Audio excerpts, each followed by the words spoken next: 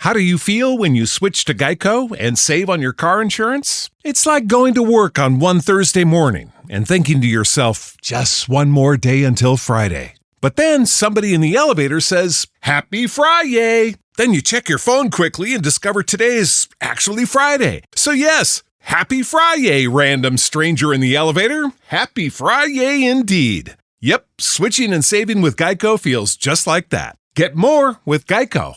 The following podcast may contain discussions supported by science that may be considered dangerous to some listeners and conspiracy theorists. Discretion is advised.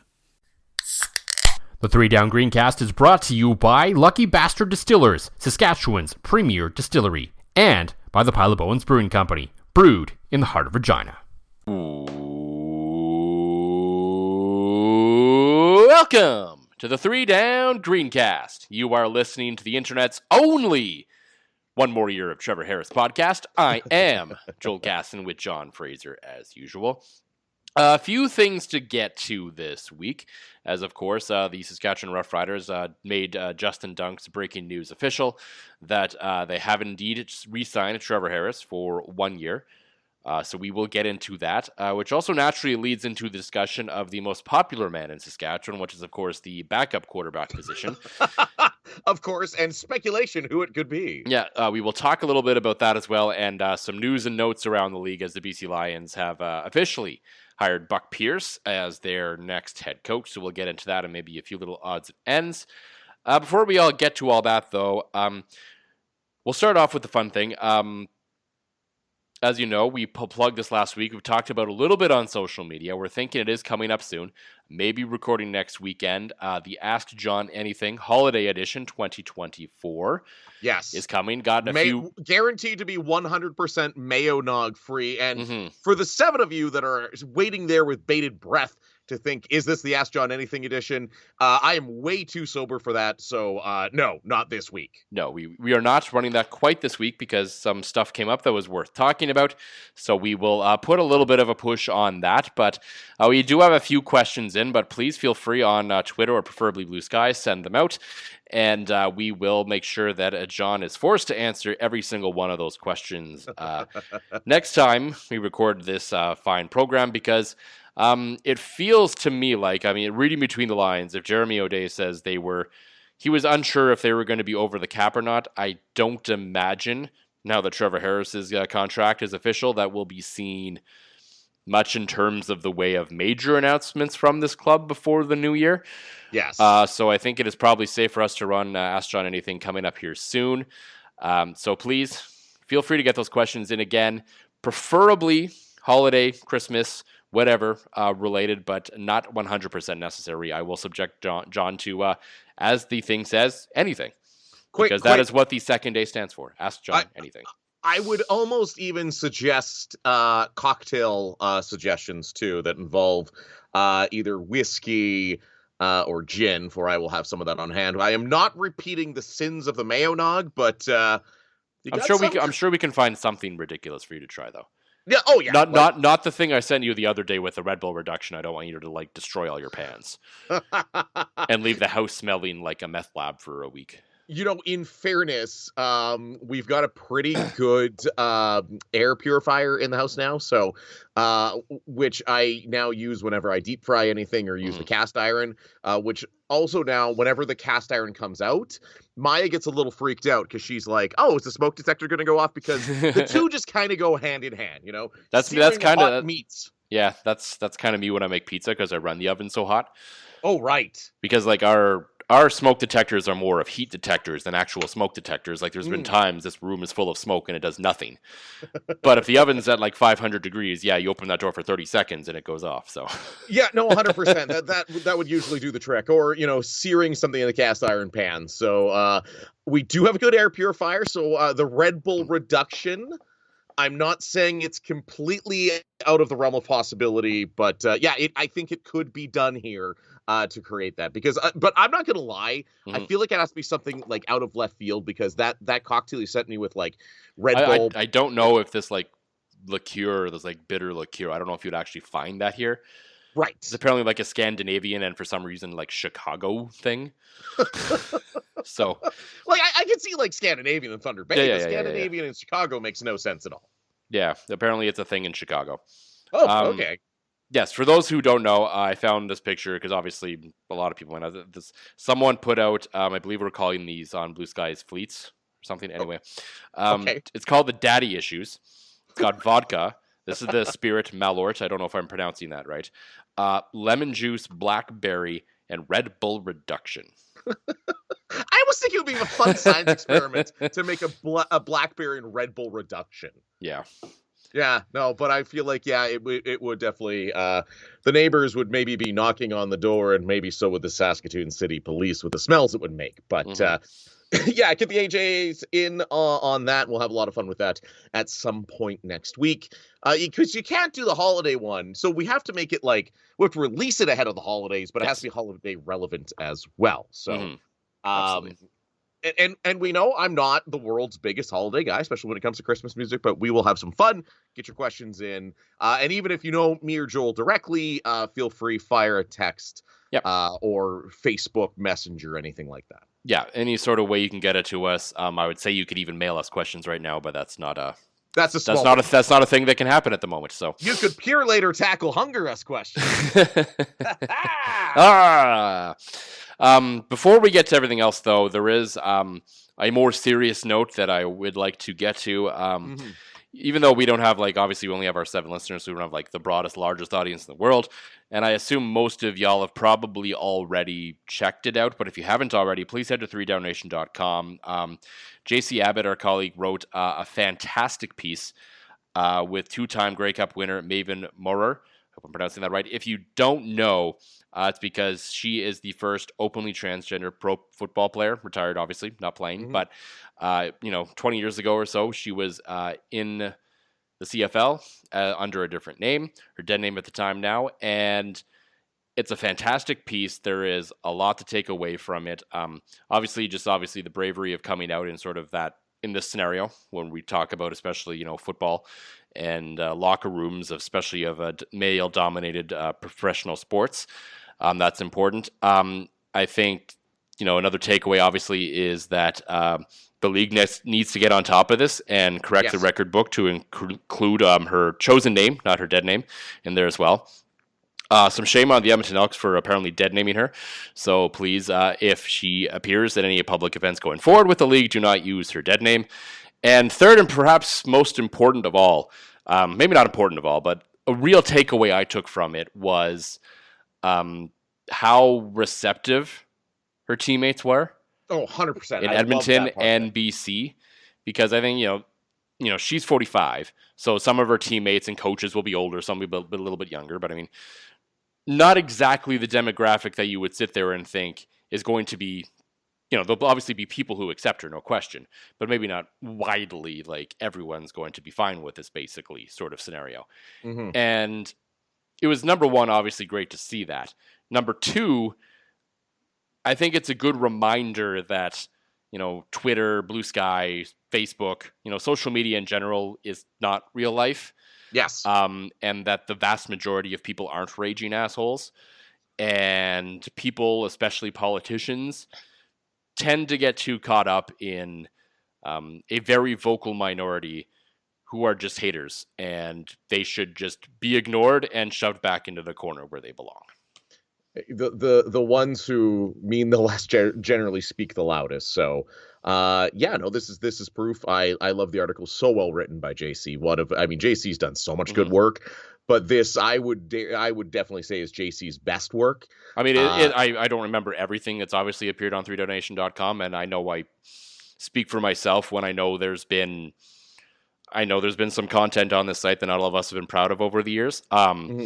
But this is 100% one of them, and probably at least top 5, maybe top 3, maybe the best thing that's ever been written on our website. Again, I don't take that statement lightly. So no, certainly. I can talk out of my ass because I'm at best a contract employee that vaguely is associated with the brand. You obviously work for the site, so Yep. Your words carry significantly more weight than mine. But no, great article. Go check it out. Longer read, but it's not one of those reads that you're like, you know, like you're going to see. There's a lot of long reads on the internet these days where I read the first couple of paragraphs and I'm like, hey, I'm done with this. Right. But no, JC did a great job with this. I know he's been working on this piece for a while, and it's really good, really important stuff. Please check it out. Very, very important to kind of what's going on in the world right now. 1,000,000%. No real transition out of that. So before we get into the Riders signing Trevor Harris and a whole bunch more for the Pile of Bones Brewing Company, John, what is in the glass this week? It is cold. It is winter. And I've officially, like the putting up of my Christmas lights, I've officially shifted to my IPA taste. Got myself a delicious Space Cadet. Obviously, I love the white IPA, love Space Cadet. I just felt like I was sitting in Sobeys Liquor tonight going, yeah, it's Space Cadet season. I picked myself up 4 of those. And over the course of the weekend, or the last week, again, thanks to my friend Bryce, I was able to repay my wife back a bet. We had a wager on it. This is the kind of thing that married couples make wagers on, and you can attest to this too, Joel. Whether or not we had another loaf of bread in the freezer, like in the deep freeze in the basement. I told the kids, no, you can't have toast this morning. We're out of bread. Lacey said, no, there is in fact more bread in the freezer. I said, no, there is not. So we wagered a 12-pack of Lucky Bastards Saskatoon Berry iced teas. And I lost that wager. But thanks to Bryce for hooking me up and not making me spend any more money around Christmas time. Yeah, I don't know if I can relate to that one. I've never been tempted to make that wager. And I believe because I've generally been, at least the last number of months, and before Cadence was born, I was often the grocery shopper. So I usually have a pretty good handle on what inventory we have on the house. See, that's also kind of what I do at work. I understand and know inventory, so it's easy for that kind of thing to stay in my brain. Exactly, and that's fair. And like with the curling I do and all the kind of stuff, it's like Lacey's become the designated grocery shopper to kind of get out of the house. But we always make like weird bets like that. We once had a bet for $100 as to whether Down with Webster was going to make it big. I said F no. Lacey said F yes, and it's like the only bet I've ever won in our marriage. Remember Down with Webster? Yeah, I was gonna say. So you didn't. So you don't think they made it big? Like what was the standard of big? Show at SaskTel Center. Oh, I mean that's a pretty low bar. And they couldn't pass it. They never did. No. Nope. And let me just maybe it's too early. Maybe in like 10 years. I don't know. They've been around since 2009. Yeah, but I mean, bands from like the 90s and are touring through right now and selling out places, right? So right, but nobody would. Down with Webster is not Creed or Limp Bizkit. Let's be serious here. Well, no, I mean, who is? Right. And 2, they also took a hiatus from 1990. They took a hiatus from 2015 and decided to get over that hiatus in 2020.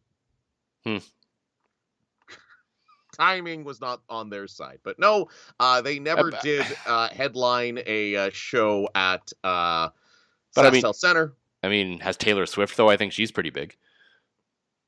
I think. I mean, because if that's the bar, I mean, lots of bands just pass over Saskatchewan altogether, right? But see that, but it was. I think the bar was like an arena show the size of SaskTel Center. Oh, okay. And they never did. They opened. And I mean, like, because obviously you had the reason that was the key is like you can go to a festival. There's 100,000 people, and you're playing at 3 p.m. But nope, they never did. No Rexall Place, no Skyreach Center, no Saddle Dome, no GM Place in Vancouver, no Air Canada Center. I'm surprised I could rattle off that many old arena names. I don't think any of them are called that anymore, but yeah. That's the joke. But you know which barns I'm talking about. Yep. So what's in your glass after I went on that? For me, because it is winter, I am drinking a nice roasty toasty Nokomis Brown Ale. Drinks more like a porter/stout, but is delicious nonetheless.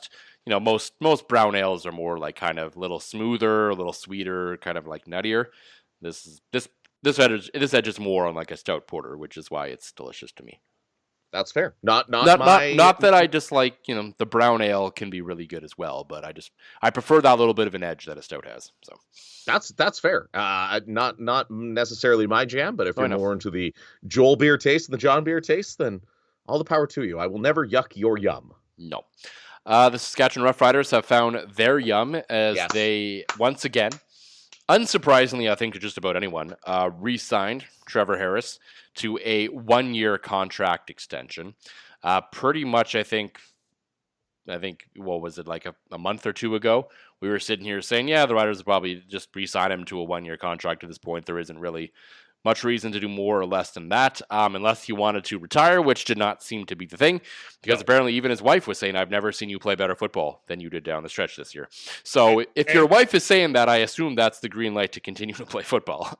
Yeah, and he's come out and said that on different platforms. That it all comes down to his family, his wife, and he said this year was actually easy because he basically said, well, should I? And she's like, as long as, and this is funny because this is something he had said in front of another 7 listeners on a different podcast, is his wife said Saskatchewan to retire, actually. Yeah, and I mean, realistically, based on the market, those were his options regardless. No, that's fair. But I mean, again, maybe she just really understands the CFL market right now. It's like, I mean, you could, if you sign in Saskatchewan, you actually get paid like a starter anywhere else. You're gonna have to get backup money. So it's Saskatchewan or retirement. Sorry, honey. So what you're saying is she was playing chestnut checkers, and she was setting him up to stay in Saskatchewan because it was the best spot for his football career, not because of any other underlying. I like that. But I do believe that I think out of, not that he's disliked his other stops, but I think Trevor has found a real connection with the franchise in Saskatchewan for whatever. Certainly. There's something with him and Jeremy O'Day and the culture of the team and everything here that clicks for him, clearly. No, certainly. And I think, too, part of that is, speaking of family, is the Corey Mace philosophy, right? Again, neither you or I are in that room, but when you go from a guy that's, you go from the one head coach who's living in a hotel. Obviously, we're not talking about Craig Dickinson. It was just a bit of a wet blanket. But you go from a coach and GM that's living in a hotel, texting every attractive female news reporter in the province at all hours of the night, to a guy that brings his wife and family to his introductory press conference. I think it's safe to say, without being in that room, that this organization is more family-focused, family-forward, and making sure everybody feels like a part of that, right? So, I know firsthand. I know I've seen that here with the new ownership group for the Saskatchewan Rush. How they're always flying families out. They're making the family feel just as big of a part of the team as the player, and that obviously goes a long way. As from what Trevor has come out and said, it's clear his family supports him, and the Riders support his family, and that's how you're going to get free agents to sign. Especially guys that played bananas lands good for the rest of basically his close of the season was actually MOP worthy, not whatever the hell Zach Collaros does.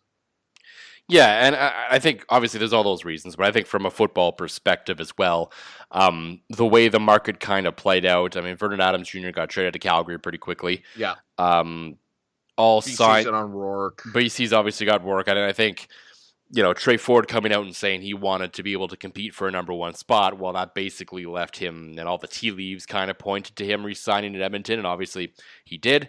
Is getting sort of, beginner starter money there as well, so it looks like they're committed to Trey Ford in Edmonton now. So, I mean, and I think we've talked about this before. I don't think there was necessarily, Jeremy O'Day's style isn't really to take big risk. No. And I don't think this is necessarily a year, especially at the quarterback position, to take big risk.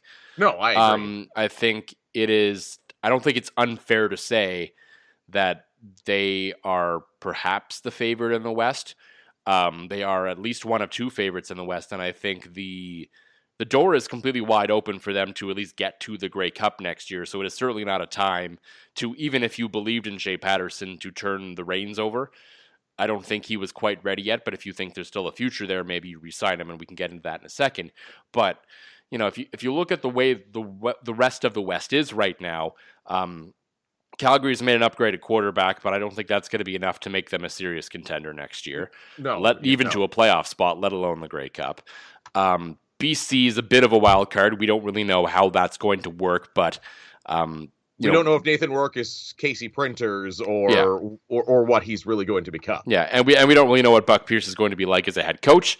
Is he going to be Paul LaPolice? Yeah. Is he going to be... And they talked about it last week on the 3 Down Nation podcast after he was hired, was they expect, the feeling around sort of the way Buck Pierce would approach things would be maybe a little more Mike O'Shea than Corey Mace, which I think is fair. So it'll be a little more, bit of a slow build, bit of sort of a get the lay of the land, figure things out, rather than come in like Corey Mace did and just, he's rah-rah and, really push things to the limit this year. So it may be a bit of a transition year in BC. I imagine they'll still be competitive and quite good, but they may be, they're kind of the riders of last year sort of thing. Edmonton, same kind of idea. I, for one, absolutely love the coaching staff they've put together. Oh my goodness. We'll get to that in a bit.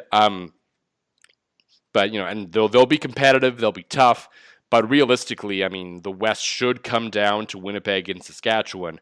And if you want to play the odds, I mean, the math has to math here eventually, and Winnipeg has to not make a Grey Cup eventually. So why not next year? And it should be. That's why I think the Riders are in a spot where it's like, okay, yeah, Trevor Harris is 39, but he also played sort of probably the best football of his career down the stretch. And there isn't a Davis Alexander or a Drew Brown sitting there waiting to take over. So there wasn't a need to take a risk. So let's just kind of run this back, because it's probably our best chance to get to the Grey Cup right now. And the door is literally completely wide open to get there. If this team was 5-13 last year, it's a completely different story, right? I would have said, put all the chips in the middle for Trey Ford, go all in, get him everything you can, right? But the way this roster is built, the way Corey Mace coaches, and the slow progression, they've learned how to lose, they've had the playoff games, everything. Yeah, I just think that he was kind of the right fit. But it also, it's funny, as you keep mentioning the quarterback names, and it's too, as an aside, I've got some numbers too on just how good Trevor Harris was, just to quantify it. Since coming back from injury, and obviously he didn't play the last game of the season, the 6 games he played coming back from injury, 73% completion percentage, 1,800 pass yards, 10 touchdowns to 4 picks, and one of those 4 picks was a Hail Mary at the end of the Banjo Bowl, right? So this guy was playing at an absolute crazy high level. Bring him back, yes. Does he have his flaws? Of course, right? Is he the kind of guy that's going to spark you in a comeback? Probably not. But if you don't find yourselves down 14-0 because of miscues, he can win you a Grey Cup and he can win you playoff games, right? So I like the signing, but it also brings me up, and sorry to go off on a bit of a tangent here that we didn't discuss in the preamble, but... How could you? I know, that never happened. If there's anything the show is, it's completely organized into script every time. But it just makes me think that how good is the quarterback depth across the league right now? Like, I can't Very think... good, yep. As you mention it, like, I can't think, and all jokes aside about Zach Collaros and my feelings on him, but I'm looking at all 9 teams and not going... oh, there's a team without a quarterback, right? Like there are more like quality starting quarterbacks in this league currently than there are starting spots. How do you feel when you switch to Geico and save on your car insurance? It's like going to work on one Thursday morning and thinking to yourself, just one more day until Friday. But then somebody in the elevator says, "Happy Friday!" Then you check your phone quickly and discover today is actually Friday. So yes, Happy Friday, random stranger in the elevator. Happy Friday indeed. Yep, switching and saving with Geico feels just like that. Get more with Geico. Well, certainly, because at least 1, Cody Fajardo, maybe 2, depending on what you think of Jake Mayer. Or maybe 3, depending what happens in Edmonton, McLeod Bethel-Thompson. I think he just quietly goes away. You think so? Oh, yeah, so. It goes back to his wife making... Although, let's face it, the Marvel box offices have kind of been in the shitter lately, so maybe they need to make a coin up here playing pro football, right? So, but again, I think, especially the team-friendly deal, right? It's not the $250,000 that was pulled out of somebody's ass on a shitty Facebook page, but it is less than... It is less than he took. We don't have the numbers yet. I mean, Justin Dunk has reported that it's below 500,000, which would indicate some kind of cut. He said he is. Trevor Harris said himself that he is he believes properly compensated for a starting quarterback of a top tier range while, helping the team out a bit. So whatever that means. The tea leaves, that tells me it's going to be between 450 and 550 with bonuses, right? Like, but it's even probably in the 4 to 475 range, I would guess. Yeah. Right, but anybody else you're going to sign, like if anybody goes, and I haven't heard a lot of that discourse, which is good, because I feel like people, adore Trevor Harris as they should. I just don't think, like, could you imagine, what would Trey Ford cost to bring him here, right? What would have cost you to go get Vernon Adams, right? Yeah. Nobody's taking a hometown discount on playing Saskatchewan except for Trevor Harris, who proved down the stretch and even in the postseason that he is going to give you very, very, very good top-tier starter football. Is Trevor Harris the top quarterback in the CFL? No. Is Trevor Harris a top 3 quarterback in the CFL right now? The argument could be made. Yeah, you can make the argument, yeah. Right? Because, again, the quarterback depth has never been better, but there are question marks, right? I mean, is Davis Alexander going to be good? Is Drew Brown going to regress? Is Bo Levi Mitchell going to be able to keep doing it? Is Zach going to keep zacking? Is Nathan Rourke going to be Casey Printers, right? So in terms of stability, and I think that's what this club needs. They need stability. They need continuity. They don't need to be like a men's curling team this season. They need to just bring the pieces back. And it's funny. They need to be Mike McEwen, not everyone else on the men's side of the tour. Yes. Mike McEwen, Colton Flash, and the Marsh Boys. Take the advice from them. Like, it's rare that you ever want to say with a team that had some ups and downs and some growing pains that the best idea might be to run it back. But the state of the CFL is like it's pure chaos. Like, I've got the standings in front of me. In the West, there isn't like a top dog you can point out and say for sure, right? I would argue, and that's what matters, right?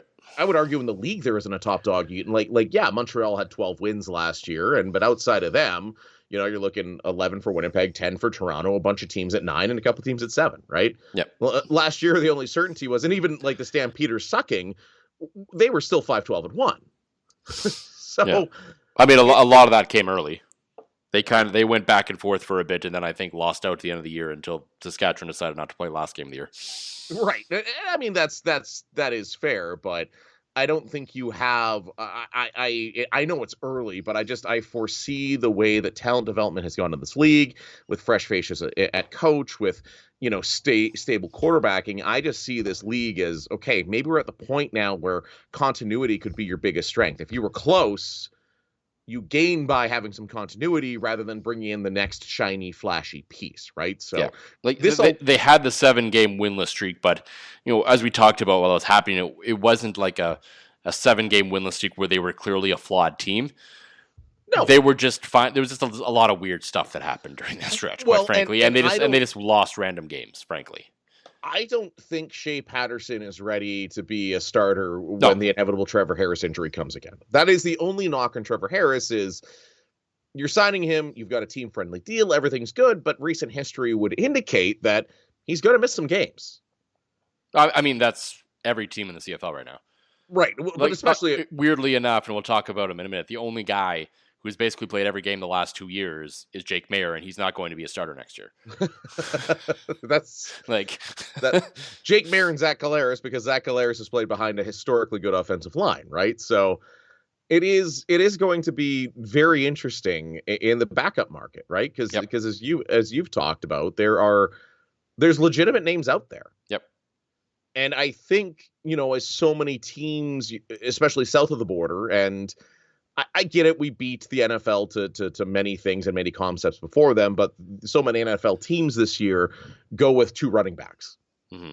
Right? I mean, all you hear about with the Detroit Lions is Sonic and Knuckles and Gibbs and Montgomery, right? Yeah. So I think the CFL maybe you don't necessarily need to depend on 2 running backs, but it is very much becoming a 2-quarterback league because nobody except, like you said, Jake Mayer and Zach Collaros seems to be missing games, right? So there are names out there that I think Saskatchewan is in a spot where, would you like to develop Shea Patterson and see if he is something? Sure. Would you like to develop Jake Cohn and see if he is something? Sure. But I think the way this team is built and their aspirations, you need to go out and get one of those veteran guys that if you're in the Grey Cup game and your quarterback's finger is falling off, you don't need to go and throw him back out there to keep throwing up softballs for the Argonauts to pick off.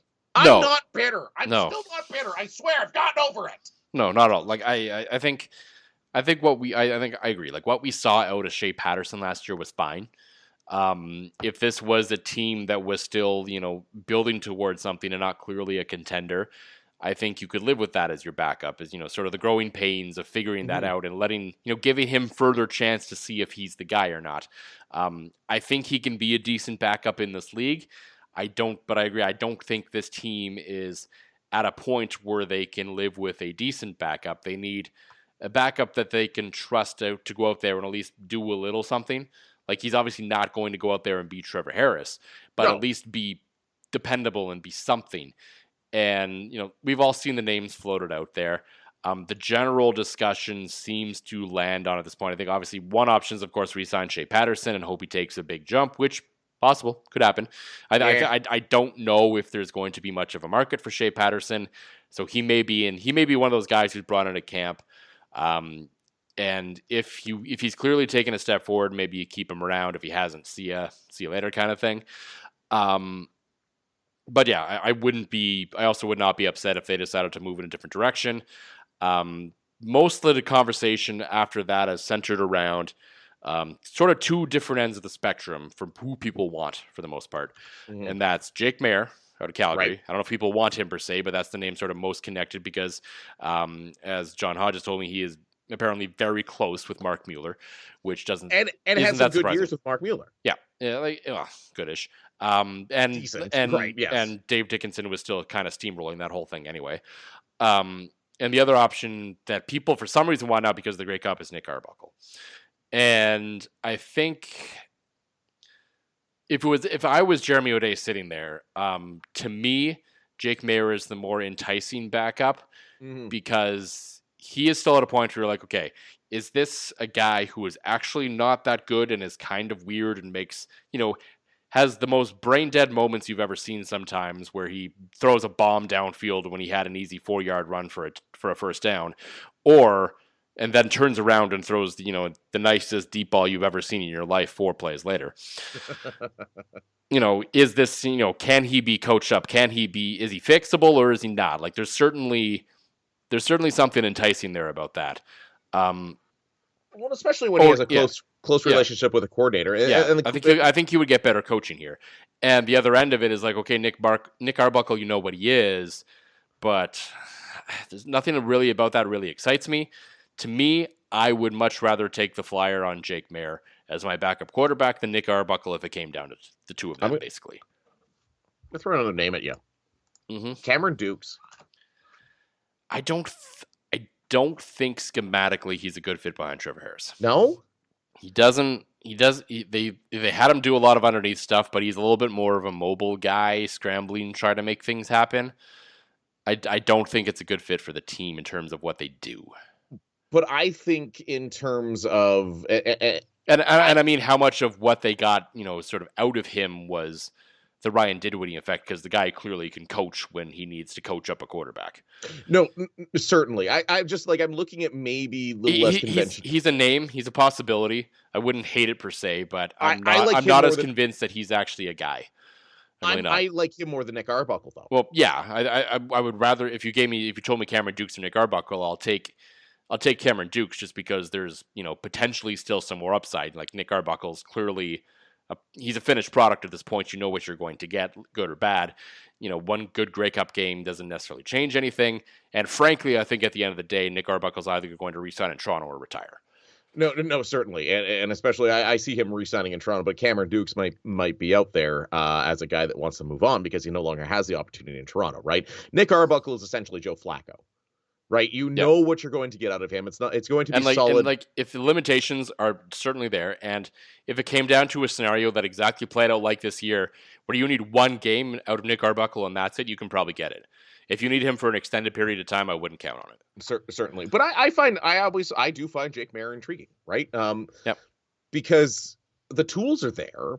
This is a guy that Calgary management liked enough to let Bo Levi Mitchell walk at one point, right? So the prestige, what he showed in practice, what he showed in OTAs, his knowledge of the playbook was all there. He just likes to make dumb decisions, right? And I feel like dumb decisions can be coached out by good coaching, and I feel like Saskatchewan has good coaching. Now, is he Drew Willie, where he's so gun-shy from being punished and playing on such a crappy, messy team that he'll never be the same? But again, there are going to be options out there. And I know lots of people talk about Cody Fajardo coming back. Cody Fajardo's not coming back. No, that was, I mean, I would be 100% for it, but I would be shocked if it happened.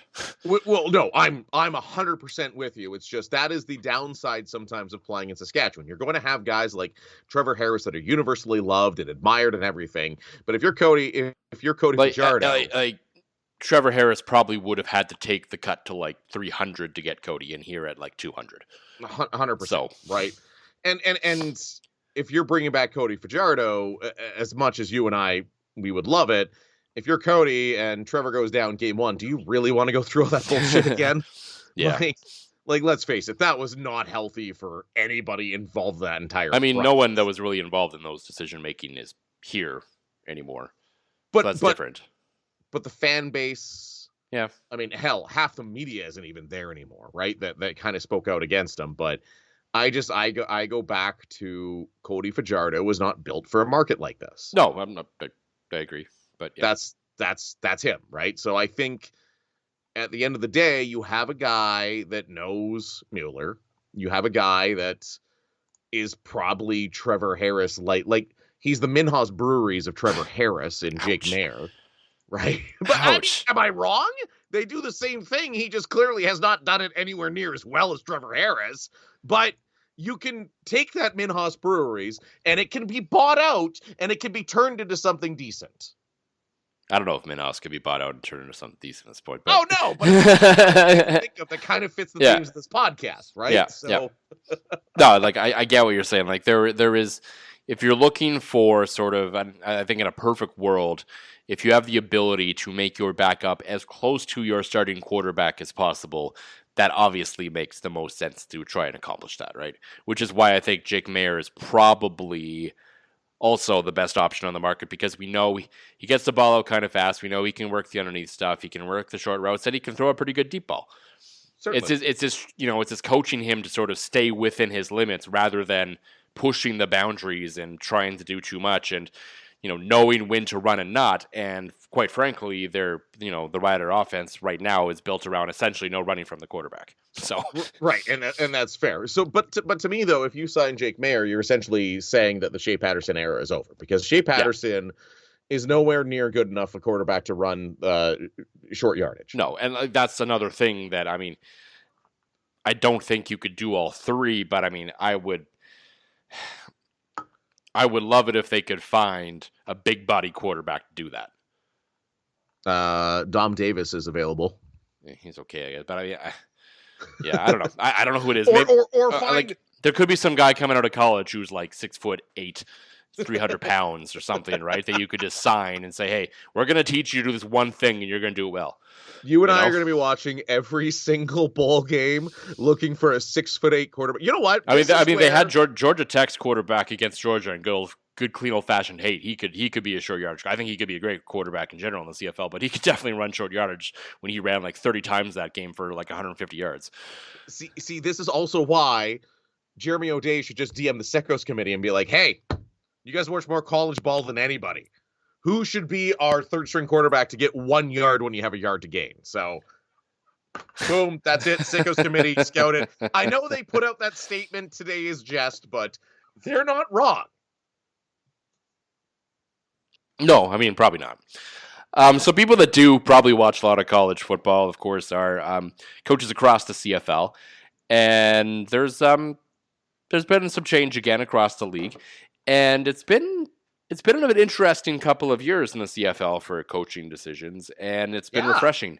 If you go back to last year, obviously the Riders named Corey Mace their head coach with Mark Mueller on board as well, so sort of a good young start there. And then this year we got Buck Pearson, BC, first-time head coach. We'll see who he flushes out with his coordinators. That's yet to be seen. And then in Edmonton, they got a staff that I learned earlier that they really like with Mark Killam at head coach for the first time, well, outside of one game, that he was officially the head coach for Calgary. So he is an undefeated head coach, so you'd be foolish not to hire him. And along with I like that logic. Yeah, along with J.C. Sherritt, who was the Riders linebackers coach. He's going to Edmonton to be their defensive coordinator. Very quick rise for him through the coaching ranks in the CFL, which is fun to see. And Jordan Maximic, a bit of a recycling, but he's still pretty early on in sort of his offensive coordinator career that you're not like, oh no, this guy again. So it's been good because I think for a lot of years, fans have been, I don't want to say tired, but just kind of roll their eyes at recycling of sort of the same guys over and over again.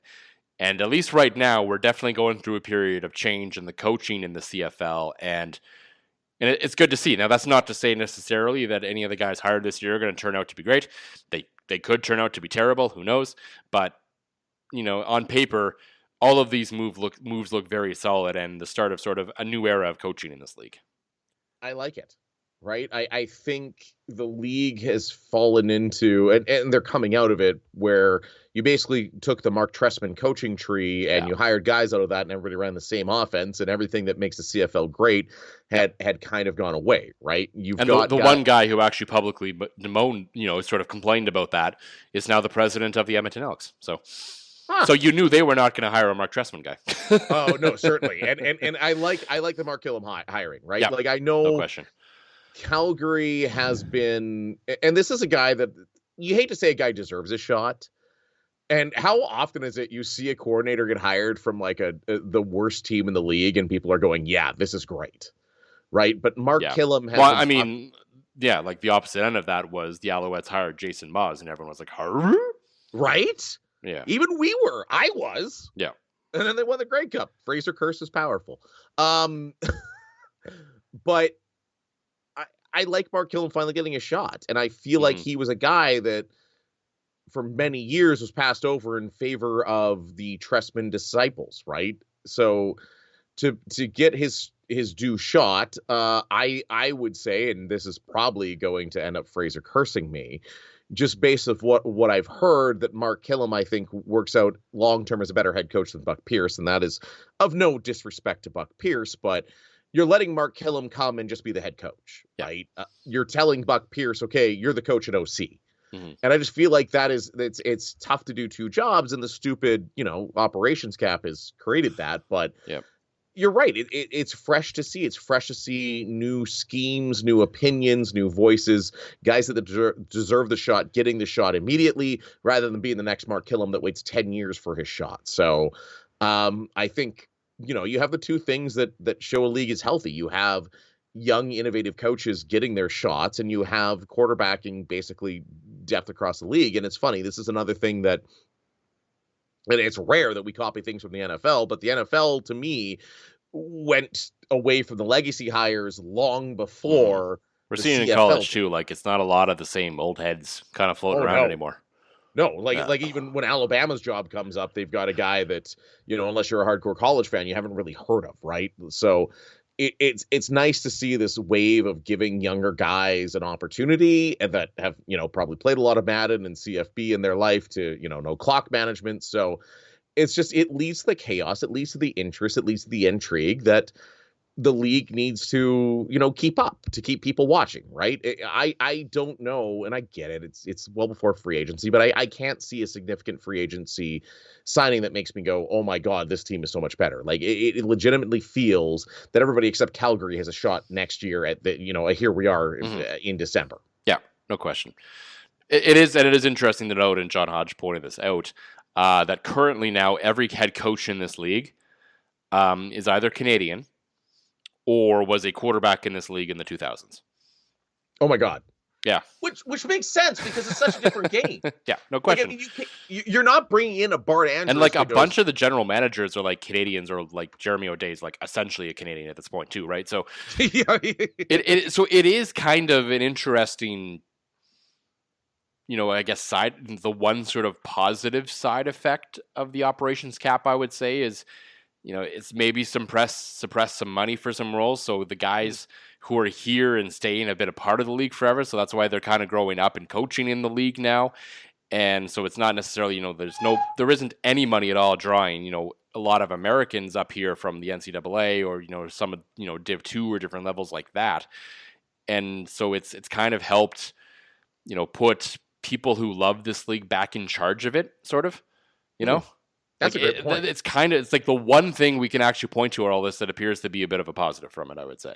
It's funny. I that thought had never crossed my mind, but I don't think in our years of the podcast I've ever agreed with you more on one individual point than that, because you're bang on that. And the game is so unique. The rules are so unique. The league is so unique that I'm sorry, you can take the smartest American football coach and put them in here, and it's just it's not going to work. Like some of them can come up and they can, if you're young enough and you're coming from lower levels, like you can come and be a position coach or something and learn your way up. But yeah, like we've seen American coaches come in and be coordinators and head coaches and just complete flops, right? Well, 100%. It's still football, but it's so different, right? Like it's. And the more you watch it, the more you watch all levels and just go, all football is good football, which is a philosophy that, like, again, Lacey would never let me put it up in the house, but like that is the only like instead of live, laugh, love, all football is good. That's exactly what I mean, right? That's exactly what should be up in the house. All football is good football, but Canadian football is just different enough that you need specialists in it. Yeah, no question. So. And I think this will hopefully help the league. And it'll make things better. Like I still think the operations cap needs to be tweaked. It needs to be changed. I've kind of come around to the idea of it existing in some form or another. But I think you need to bump up the money a bit. Maybe bump up the personnel a little bit. Find ways to get out of bad situations easier. Because I think some teams are keeping people too long because they're sort of just stuck if they do too much. So. Yeah, that doesn't mean there can't be changes, but as much as it pains me to say it, because I don't really like it in the grand scheme of things, there does appear to have been a positive from this operations cap. You're bang on that, and I'm with you that. And it's funny though, because the only reason that they ever created the cap was to keep teams from overspending, but it's almost like forced. It was all created because of Chris Jones. Oh, 100%. But it's also like forced teams to actually evaluate candidates fairly. Rather than just going, oh, you got a big shiny name, I'm going to give you a blank check to go and screw up the team and text news reporters at 3 a.m. when you're at the bar. How do you feel when you switch to Geico and save on your car insurance? It's like going to work on one Thursday morning and thinking to yourself, just one more day until Friday. But then somebody in the elevator says, Happy Friday! Then you check your phone quickly and discover today is actually Friday. So yes, Happy Friday, random stranger in the elevator. Happy Friday indeed. Yep, switching and saving with Geico feels just like that. Get more with Geico.